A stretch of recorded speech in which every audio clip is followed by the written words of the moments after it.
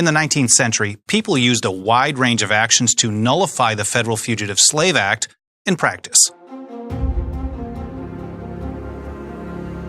The Fugitive Slave Act of 1850 denied a black person accused of escaping slavery any semblance of due process.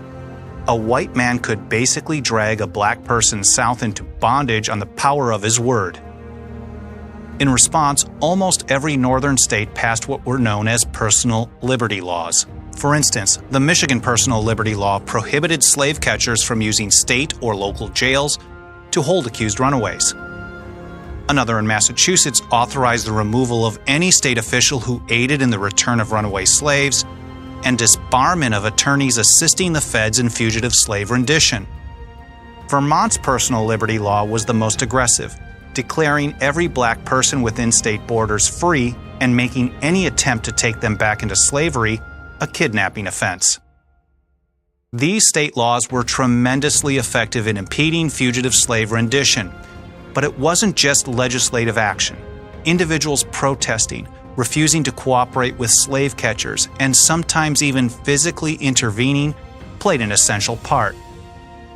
Many people participated in the Underground Railroad, defying federal law and assisting runaway slaves to freedom in Canada.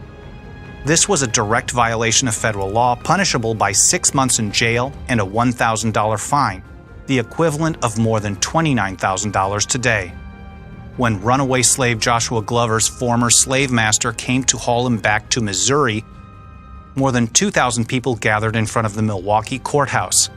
The crowd eventually broke him out of jail and helped him to freedom.